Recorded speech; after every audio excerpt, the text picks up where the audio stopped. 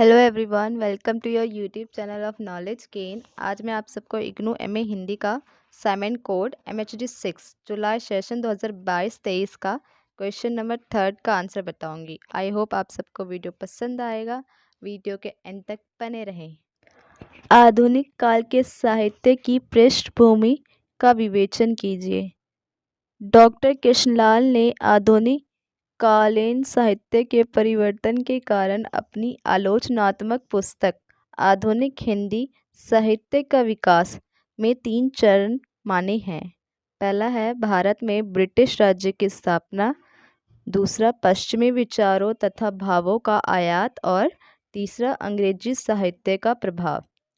1757 ईस्वी में प्लासी के युद्ध में अंग्रेजों की जीत से भारत में अंग्रेजी राज्य की स्थापना की नींव पड़ गई।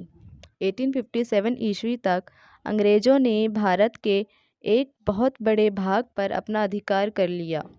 प्रेस की स्थापना। प्रेस ने साहित्य के प्रचार प्रसार में किस प्रकार योगदान दिया? इस विषय में आचार्य हजारी प्रसाद द्विवेदी ने हिंदी साहित्य, उसका उद्भव और विकास नामक अपनी आलोचनात्मक पुस्तक में लिखा है। वस्तुतः साहित्य में आधुनिकता का वाहन प्रेस है और उसके प्रचार के सहायक हैं यातायात के समुन्नत साधन। पुराने साहित्य से नए साहित्य का प्रधान अंतर यह है कि पुराने साहित्यकार की पुस्तकें प्रचारित होने के अवसर कम पाती थी। राजाओं की कृपा, विद्वानों की गुणग्रथिता, विद्यार्थियों के अध्ययन में उपयोगिता इत्यादि अनेक बातें उनके प्रचार की सफलता का निर्धारण करती थी। प्रेस स्थापित हो जाने के बाद पुस्तकों के प्रचारित होने का कार्य सहज हो गया और फिर प्रेस के पहले गद्य की बहुत उपयोगिता नहीं थी। प्रेस होने से उनकी उपयोगिता बढ़ गई और विविध विषयों की जानकारी देने वाली पुस्तकें प्रकाशित होने लगी। वस्तुतः प्रेस ने साहित्य और प्रजातांत्रिक रूप दिया। समाचार पत्र, उपन्यास, आधुनिक ढंग के निबंध और कहानियाँ सब प्रेस के प्रचार के बाद ही लिखी जाने लगी। अब साहित्य के केंद्र में कोई राजा या रईस नहीं रहा, बल्कि अपने घरों में बैठी हुई असंख्य अज्ञात जनता आ गई। इस प्रकार प्रेस में साहित्य के प्रसार और प्रचार में उसकी अभिवृद्धि और उसकी नई नई शाखाओं के उत्पन्न करने सफलता नहीं दी, बल्कि उसकी दृष्टि के समूल परिवर्तन में भी योग दिया। नए उद्योगों की स्थापना। यूरोप में जो परिवर्तन हुए उसका मुख्य यही रहा कि उसके कारण भारत कच्चा माल बनाने और इंग्लैंड में बना माल बेचने का बड़ा बाजार बन गया। इस प्रकार इंग्लैंड ने भारत के परंपरागत उद्योगों को विनष्ट कर दिया। फिर धीरे धीरे भारत में आधुनिक उद्योगों की स्थापना होने लगी। इससे ब्रिटिश शासनकाल में स्थापित आधुनिक उद्योगों और आवागमन के साधनों के कारण नए वर्गों का जन्म हुआ। ऐसे पूंजीवादी वर्ग उद्योग धंधों और यातायात में लगे हुए मजदूरों का वर्ग, खेतीहर मजदूर वर्ग, काश्तकार वर्ग या वर्ण आदि। फलस्वरूप भारत पर ब्रिटिश प्रभाव के कारण न केवल भारत की आर्थिक वरन सामाजिक संरचना का भी रूपांतर हुआ। आधुनिक शिक्षा और बौद्धिक वर्ग। भारत में नए उद्योगों की स्थापना के समय से ही आधुनिक शिक्षा का प्रसार प्रचार तेजी से हुआ। इससे राष्ट्रव्यापी और सुधारवादी आंदोलनों व्यापक रूप से प्रभावित हुए। आधुनिक शिक्षा के प्रसार प्रचार से भारतीय एक सीमा तक पश्चिमी सभ्यता के विकृत रूप में रंग गए। इस आधुनिक शिक्षा ने उस बुद्धिजीवी वर्ग का पैदा किया जिसने राष्ट्रीय और समाज सुधार आंदोलन में न केवल महत्वपूर्ण भूमिका निभाई अपितु उसका नेतृत्व भी किया। इस बुद्धिजीवी वर्ग ने पुरानी रूढ़ियों, मान्यताओं और आचरणों को समाप्त करने के लिए अथक प्रयास किया। स्त्री की हीन दशा से जुड़ी प्रथाओं को समाप्त करने का संघर्ष किया, जिनमें सती प्रथा, बाल विवाह, बहु विवाह, बालिका वध आदि को समाप्त करके इस वर्ग ने स्त्री शिक्षा, विधवा विवाह आदि का समर्थन करते हुए इसके लिए संस्थाएं भी स्थापित की। ब्रिटिश राज सत्ता के असंतोष। यूँ तो सन 1857 के विद्रोह की असफलता ने सामंती शासन को पुनः स्थापित करने के सारे द्वार बंद कर दिए, फिर भी समय में ही नई नई परिस्थितियों के जन्म हुए। राजनीतिक उभार का जन्म सन 1885 में कांग्रेस की स्थापना से हुआ। राष्ट्रीय असंतोष की व्यापक भावना का जन्म इसी समय हुआ। राष्ट्रीय असंतोष की जिस भावना को W.C. बनर्जी, R.C. दत्त, दादा भाई नारोजी, जस्टिस रानाडे, गोपाल कृष्ण गोखले आदि व्यक्त कर रहे थे, उसी असंतोष को अपने ढंग से भारतेंदु और उनके युग के लेखक भी हिंदी पत्र पत्रिकाओं के माध्यम से व्यक्त कर रहे थे। हिंदी साहित्य में गद्य के विकास की एक लंबी कहानी है। आरंभ में अपने भावों को व्यक्त करने के लिए लोग पद्य का प्रयोग किया करते थे। आम बोलचाल में हम सदैव गद्य का ही प्रयोग करते हैं, किंतु यह आश्चर्य का विषय है कि सदैव सभी भाषाओं में गद्य का विकास पद्य के पश्चात ही। इसका मूल कारण यह प्रतीत होता है कि पद्य को अधिक शीघ्रता से याद किया जा सकता है और यह पढ़े लिखे और अनपढ़ सभी के हृदय में घर कर लेता है। दूसरी ओर गद्य तो मानव के बुद्धि पक्ष की देन है ना, इसके हृदय पक्ष की। जो भी विचार मानव के मन में आते हैं उनको ठीक प्रकार से अभिव्यक्त करने के लिए हमें गद्य का सहारा लेना पड़ता है। हिंदी साहित्य में गद्य का वास्तविक विकास आधुनिक युग में ही हुआ। वैसे तो छूट-फूट रूप में भक्ति काल में भी गद्य की रचनाएं लिखी गई, किंतु इनका इतना महत्व नहीं है। यह वास्तव में गद्य साहित्य ब्रज भाषा से ही लिखा गया। गुरु गोरखनाथ ने सन 1407 के लगभग शिष्ट प्रमाण नामक ग्रंथ की रचना की। इसमें हमें गद्य का रूप मिलता है। उनकी अन्य पुस्तकें गोरख गणेश गोष्ठी, महादेव गोरख संवाद और गोरखनाथ की स्त्र कला नामक 3 पुस्तकों में भी गद्य का रूप मिलता है, किंतु इनकी प्रामाणिकता में संदेह किया जाता है। भक्ति काल में वल्लभाचार्य के पुत्र गोसाई विट्ठल दास की श्रृंगार रस मंडल नामक पुस्तक ब्रजभाषा गद्य में पाई जाती है, किंतु इनकी भाषा में व्यवस्था का अभाव है। ब्रजभाषा गद्य गोकुलनाथ द्वारा रचित 252 वैष्णव वन का व्रता और 84 वैष्णव वन की व्रता का महत्व अधिक है।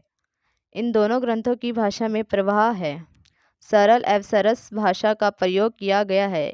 इनमें मुहावरों के प्रयोग के साथ साथ फारसी, अरबी, गुजराती और पंजाबी भाषा के शब्दों का भी प्रयोग किया गया है। इतना होने पर भी इस गद्य में शैथिल्य है और कुछ वाक्यों का बार बार प्रयोग भी किया गया है। फिर भी इसमें रोचकता एवं सजीवता पर्याप्त मात्रा में पाई जाती है।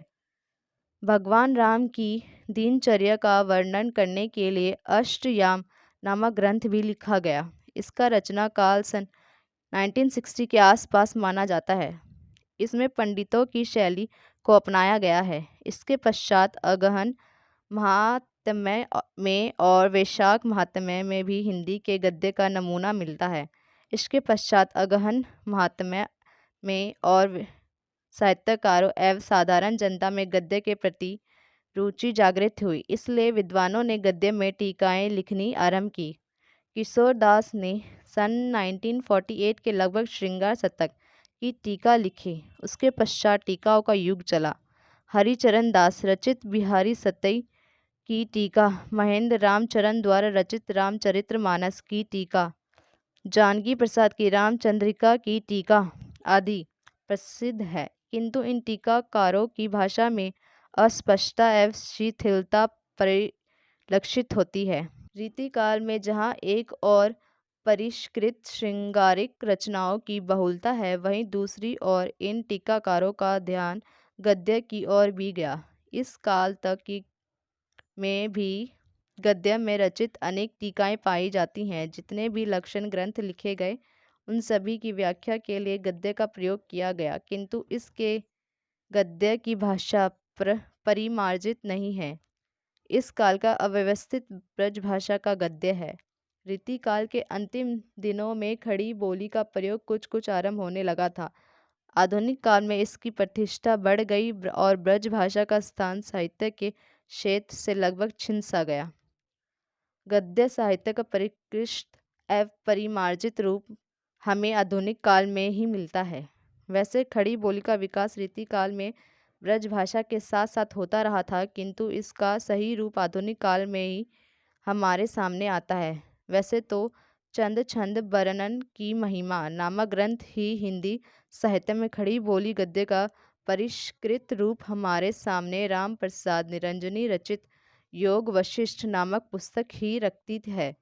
इसकी भाषा आधुनिक खड़ी बोली के अधिक निकट है। जैसे, हे राम जी, जो पुरुष अभिमानी नहीं है वह शरीर के इष्टानिष्ट में राग द्वेष नहीं करता, क्योंकि उसकी शुद्ध वासना है। इसी परंपरा को मंडोवर का वर्णन, पद्य पुराण का भाषुनावाद आदि पुस्तकों में आगे बढ़ाया और खड़ी बोली को परिष्कृत रूप देने का प्रयत्न किया। खड़ी बोली के वास्तविक विकास में मुंशी सुदासु खलाल, इंशा अल्लाह खां और सदल मिश्र का महत्वपूर्ण स्थान है। इन्हीं चार लेखकों को हम आधुनिक हिंदी गद्य का जन्मदाता मान सकते हैं। इन सभी में से मुंशी सुदासु खलाल की भाषा पंडितों की सी, इंशा अल्लाह खां की भाषा पर पूर्वी प्रांत का प्रभाव और इनके गद्य में भी अनुप्रासों की अधिकता पाई जाती है। इंशा अल्लाह खां की भाषा में शब्दों का चमत्कार है और बौद्धिकता की कमी है।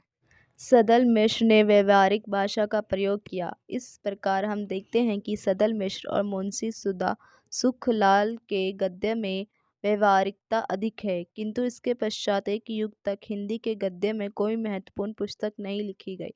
भारत तेंदु काल में ईसाई पादरियों ने अपनी धर्म प्रचार के लिए हिंदी गद्य साहित्य के विकास में महत्वपूर्ण योगदान दिया।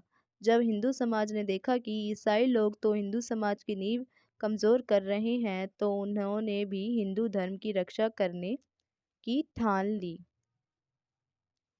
फलतः आर्य समाज और ब्रह्म समाज की स्थापना हुई। इन्होंने वेदों का हिंदी में अनुवाद किया और अपने धार्मिक सिद्धांतों के प्रचार के लिए भी हिंदी की खड़ी बोली को अपनाया। स्वामी दयानंद की भाषा संस्कृतमय है। इसमें ओज है और हास्य तथा व्यंग्य भी पर्याप्त मात्रा में पाया जाता है। शिव प्रसाद सितारे हिंद ने भी हिंदी के गद्य के विकास के लिए महत्वपूर्ण काम किया। इनके युग में उर्दू की अधिकता थी। उन्होंने उर्दू मिश्रित हिंदी में गद्य रचना आरंभ की। इन्होंने राजा भोज का सपना, वीर सिंह वृत्तांत और रानी भवानी आदि पुस्तकों की रचना की। राजा लक्ष्मण सिंह ने संस्कृत मिश्रित हिंदी को अपनाया। इन्होंने विज्ञान शाकुंतलम का हिंदी में अनुवाद किया। इनकी संस्कृतनिष्ठ भाषा के विषय में डॉक्टर जगन्नाथ प्रसाद शर्मा का मत है, जितना पुष्ट और व्यवस्थित गद्य उनकी रचना में मिला, उतना पूर्व के किसी भी लेखक की रचना में नहीं उपलब्ध हुआ था। गद्य के इतिहास में इतनी स्वाभाविक विशुद्धता का प्रयोग इस समय तक किसी ने नहीं किया था। समाज सुधार आंदोलन। समाज सुधार आंदोलन के विभिन्न प्रांत बंगाल, महाराष्ट्र, गुजरात, तमिलनाडु, केरल आदि थे। इन आंदोलनों को नेतृत्व प्रदान करने वाले महापुरुषों ने लोगों को इस कार्य के लिए एकजुट किया। हिंदी समाज में सुधार का यह कार्य प्राय लेखकों ने ही किया। उनमें भारत तेंदु हरिश्चंद्र का स्थान सर्वोपरि है। हिंदी लेखकों ने एक और पाठ्य पुस्तकों को तैयार करने की ज़रूरत समझी और दूसरी ओर उन्होंने देशी विदेशी साहित्य को भी हिंदी में अनुदित करके लोगों को ताज़े और अपेक्षित तथ्यों से अवगत कराने का दायित्व निभाया। समाज सुधार संबंधी प्रेरणा उत्तर भारत में आर्य हरिश्चंद्र का स्थान सर्वोपरि है। हिंदी लेखकों ने एक और पाठ्य पुस्तकों को तैयार करने की ज़रूरत समझी और दूसरी ओर उन्होंने देशी विदेशी की साहित्य को भी हिंदी में अनुदित करके लोगों को ताज़े और अपेक्षित तथ्य से अवगत कराने का दायित्व निभाया। समाज सुधार संबंधी प्रेरणा उत्तर भारत में आर्य समाज से ही ग्रहण की। आर्य समाज के संस्थापक स्वामी दयानंद सरस्वती बाल विवाह और जाति पांति के विरोधी और स्त्री शिक्षा के समर्थक थे। हिंदू लेखकों में पंडित श्रद्धाराम फिल्लोरी एक ऐसे लेखक रहे जिन्होंने अपनी रचना भाग्यवती में स्त्री शिक्षा का समर्थन करते हुए संकटकालीन स्थिति में स्त्री को अपने पति के अलग अकेली स्वावलंबी बनकर जीवन यापन करने का भी सुझाव दिया। राधाचरण गोस्वामी के अनुसार देशोन्नति के साधन बिना किसी धर्म के विचार के होने चाहिए। इस प्रकार भारतेंदु हरिश्चंद्र अपने बलिया वाले व्याख्यान में देश की उन्नति की भावना से प्रेरित होकर हिंदू और मुसलमान की एकता का समर्थन करते हैं। प्रताप नारायण मिश्र भी हिंदू और हिंदी और निस दिन रहे यही जबान का मूल मंत्र देते हुए हिंदू और मुसलमान दोनों को देश की दो भुजाओं के रूप में देखते हैं। बालकृष्ण भट्ट ब्रह्म समाज और आर्य समाज के प्रभाव के दौर में वेदों मानने से अस्वीकारते हुई देशभक्ति और राष्ट्रवाद के विकास के संबंध में भारतेंदु हरिश्चंद्र की सुप्रसिद्ध कविता है, अंग्रेज राज सुख साज सजे सब भारी, पे धन विदेश चली जात इही अति खुआरी। इसके द्वारा उन्होंने यह स्पष्ट कर दिया कि अंग्रेजी राज के मुस्लिम राज अच्छा ही था, क्योंकि उसमें देश का धन तो देश में ही रहता था। इस तरह उन्होंने यह भी कहा कि अंग्रेज मुसलमान की अपेक्षा अधिक लूटपाट कर देश को बर्बाद कर रहे हैं। इस प्रकार उन्होंने आगे भी कहा है, भीतर भीतर सब चूसे, हंसी हंसी के तन मन धन मूसे, जाहिर बात में अति तेज, क्यों सखी साजन नहीं अंग्रेज। इस प्रकार के भाव वाले हिंदी लेखक 19वीं सदी के आखिरी दशकों में अंग्रेज राज से अपना मोह भंग करने लगे थे। फिर धीरे धीरे राजभक्ति की भावना को हटाने लगे। उन्होंने यह अनुभव करना शुरू कर दिया कि भारत अपने ही बलबूते पर उन्नति कर सकेगा। जीवन के हर क्षेत्र से भारतीय माल बाजारों से निकाला और नकारा जाने लगा। उसकी जगह पर विदेशी माल को अपनाया जाने लगा। फलस्वरूप भारतीय उद्योग विनष्ट होने लगे। इससे भारतीय कारीगर बेकार होने लगे। भारतेंदु के इन लेखकों ने देशवासियों को आत्मनिर्भर होने के लिए आधुनिक मशीनी ज्ञान हासिल करने के लिए प्रेरित किया था। इसी उद्देश्य से सन 1885 ईस्वी में कांग्रेस की स्थापना की गई थी। कांग्रेस की स्थापना के साथ ही उस समय के हिंदी लेखक इस संगठन की ओर आकर्षित हुए और कांग्रेस में शामिल भी हुए। राधाचरण गोस्वामी, प्रताप नारायण मिश्र उनमें से मुख्य थे। वे लेखन के साथ साथ कांग्रेस की गतिविधियों में सक्रिय हुए कांग्रेस के अग्रणी नेता बन रहे।